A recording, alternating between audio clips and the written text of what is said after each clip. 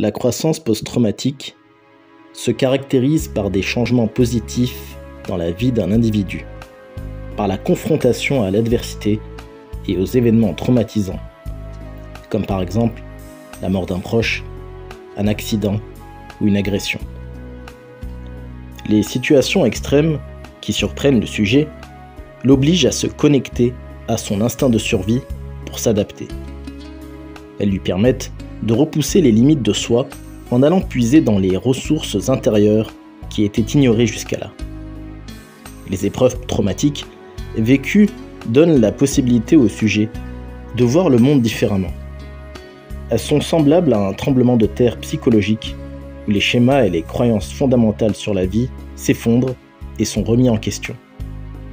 Après la démolition, il ne reste plus que les ruines qui serviront de base à partir desquelles la reconstruction psychique sera possible pour découvrir les trésors symboliques qu'elle recèle.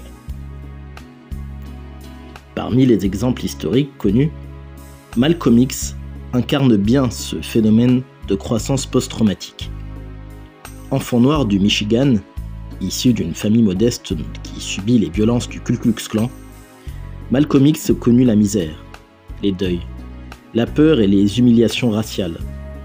Après l'assassinat de son père et l'internement de sa mère en institution psychiatrique, Malcolm X fut frappé dans sa jeunesse par la délinquance nocturne des ghettos.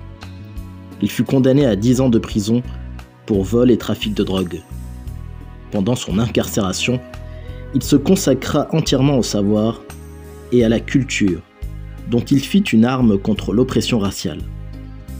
C'est en sortant de prison, en 1952, qu'il devint ensuite un grand leader intellectuel et politique de la libération des Noirs aux USA et une figure de la défense des peuples opprimés dans le monde entier.